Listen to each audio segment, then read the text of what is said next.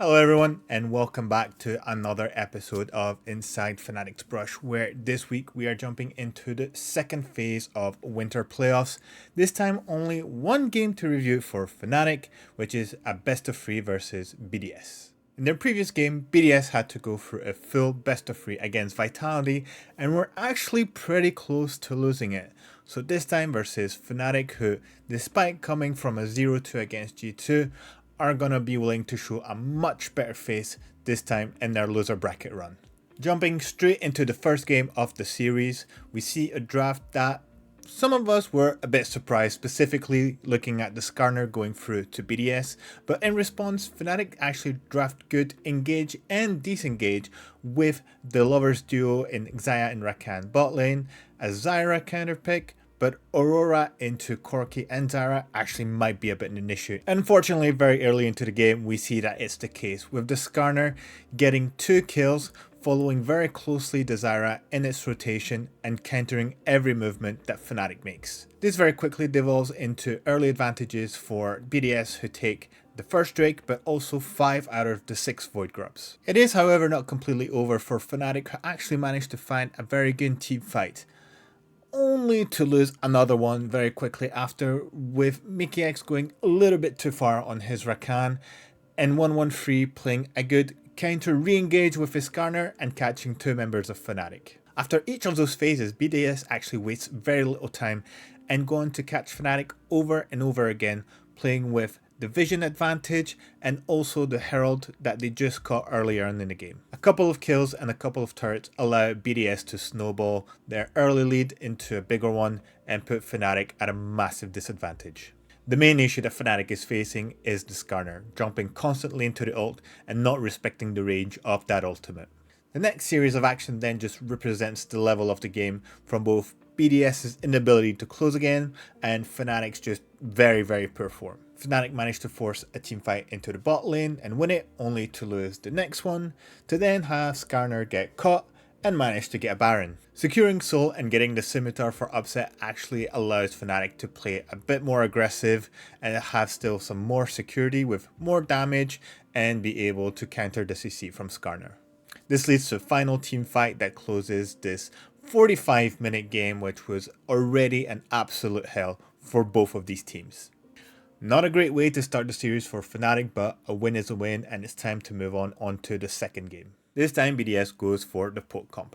Zeri, Jace and Nidalee, even the Ornn fits in there very well, while Fnatic, as their usual, they like to draft engage Sejuani and Galio, and some good wombo combo options with the Yone ult, the Rumble ult, and Kai'Sa, who's just gonna pew the rest of the team. This time the name of the game, in the immortal words of Skara, are until they are losing the game, they are winning. Yeah, indeed, Fnatic is actually playing rather well this time and gets a good early game advantage around 2 to 3k gold lead, until suddenly BDS has the Arakan. What happens quite simply is that, first of all, it seems like Fnatic has struggled setting up the Arakan, but rotations are coming very late, especially for Humanoid, who's taking a wave in the bot lane and having to go through all of the map into top, and comes in when the Arakan is already roughly at half HP. This allows BDS obviously to secure the Arakan, get the GA version of it, and take the teamfight that ensues obviously, and suddenly the 2k gold advantage from Fnatic is completely gone. From there on out, you can really feel that Fnatic is stressed out because it's just a series of mistakes. Players getting caught, which obviously leads to a Baron that Razork is in no way able to contest. This time BDS actually decides to close the game and just hit Fnatic with their wallet. Despite the engages and an attempt into a final wombo combo, Fnatic just doesn't have the damage to burst down BDS, who just ends the game through top lane and takes us to a third game. For Fnatic, this is their first time going into a third game in the Fearless format, so let's see how deep they can dive into their champ pool. We get some very interesting picks and some comfort ones as well. Oscarnin on his Poppy, Azir for Humanoid. Some of the issues are Upset being put on Jhin and having a difficult time having to go into BDS's composition. With good long range stun engage like the Ambessa, Xin and Syndra, I don't know how Jhin is meant to take any team fights at this stage. And as expected, the first 15 minutes are a complete disaster. Already from the first team fight, which Fnatic takes for no reason, Mikyx misses his engage, Razork has already set up his ultimate, while BDS is already bundled as a 5-man unit while Upset is still joining the team fight. And of course, Fnatic lose this. The mechanical misplays and the numbers diff just hit again when they try to contest for the Drake, and it feels like they don't know who they want to target. Everyone is spread around and therefore no damage is enough to kill anyone from BDS, who pretty much aced Fnatic for a second time. Fnatic keep losing their footing throughout the game, where they get caught in the top and the mid lane and allow BDS to take 2 turrets on top of it. With a 3k gold lead, BDS feels very safe to take the Arakan, and rightfully so, as Fnatic still struggle to get into the team fight, and the Xingqiao being a perfect barrier to prevent anyone from Fnatic to go in and create any damage from the backline. It's a very dire situation for Fnatic, who are pretty much looking down the barrel of an early exit into their first playoffs of the season. In their run to close the game, Upset just manages actually to save it and push BDS away just for one more time. BDS are just very happy to reset, go for the Baron, and go for one final push into the bot lane. The bot lane, you see. Down Mickey, look at what Oscar's just set up. Between Worlds is used for Nuke to now get on out, but Oscar's found a flip onto Ice, who flashes and runs for his life, but the feathers will fly and root up with it. Exactly, it just happens again one more time. BDS get caught into the bot lane and allow Fnatic back into the game by reducing the gold lead only down to 2,000. If you actually listen to the voice comms at that moment, you can see the regain in confidence in Fnatic, where the voices are much higher and they speak much more finely. It's less doomsday.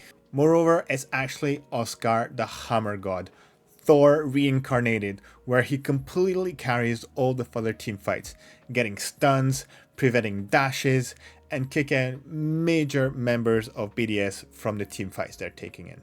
Actually, the biggest one comes at 39 minutes, where he gets an exceptional ultimate, hitting both carries from BDS, Jinx and Syndra, to isolate Xingqiao, kill him, and get the soul secured for Fnatic. From there on out, Fnatic is finally back on board into the game.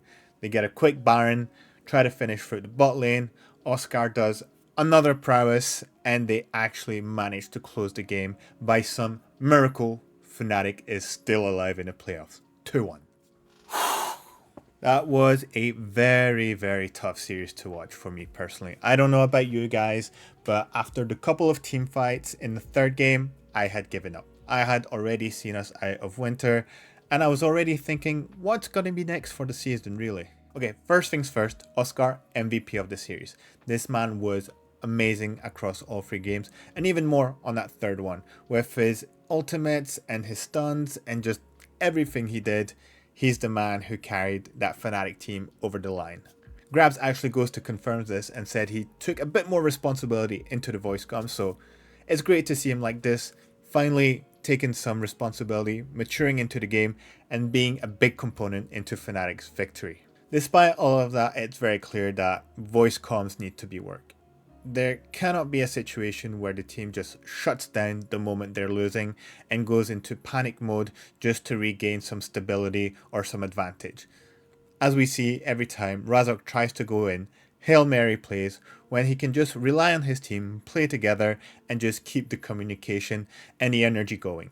On the Euphoria episode, we also learned that Fnatic was dominating BDS into the scrims, roughly 90% win rate, which is really, really high. So obviously, the moment you start losing against these teams, you're gonna feel a bit weird and lose some of the confidence. It didn't help that 113 had an exceptional game as well on all 3 of his picks, the Skarner, the Nidalee, and finally the Xingqiao, but unfortunately it wasn't enough for him to win with BDS. Let's not lie to ourselves, this should have been a clear 3-0 for BDS, but the plot armor around Fnatic is just too strong, and it might also mean that we get into a Fnatic G2 final once again. You cannot beat the script, you cannot beat Legacy. One final thing, I think it's clear that we still need a mental coach into the team. Grabs and Gags can only do so much when it comes to strategizing, scouting, preparing the drafts, I think a mental side of the game is very, very important, and it seems like Fnatic has gone into their bad habit of taking this into the later stages of the season when frankly it should be very early, building those mental blocks and constructing them to be much more solid when we get into the later stages of the season. Let's see where it takes us anyways. Grabs has admitted that he's looking at the scaling aspect of this team, which obviously makes a lot of sense, with obviously the objective to win Winter, because, you know, who wouldn't want to win as much as they can, but it's not the end goal. They're looking at the long term, and hopefully this is actually what happens. Tomorrow Fnatic will be facing Mad Lions Koi, who we know can play pretty much whatever they want, especially Merwin, the expert of playing whatever comes to his mind. A few interviews from pro players have actually put Fnatic as a favourite, but it's very hard to tell which form of Fnatic is going to turn up on stage, especially with what we've seen recently. Let's just hope that some issues like communication, working around Arakan information and taking the Arakan, and just overall playing not over aggressive like it was last year, are getting corrected over time, and we get to go as far as possible, even hopefully lifting the trophy. But anyways, that's going to be all for me, guys. Let me know what you thought about this series versus BDS. Are you still alive? Do you still have heart issues? Let me know in the comments below, and I'll see you next week, hopefully for some good news, as this is the final week of playoffs, with the finals being played on Sunday. Take care, guys. Always Fnatic, and I'll see you next time. Bye bye.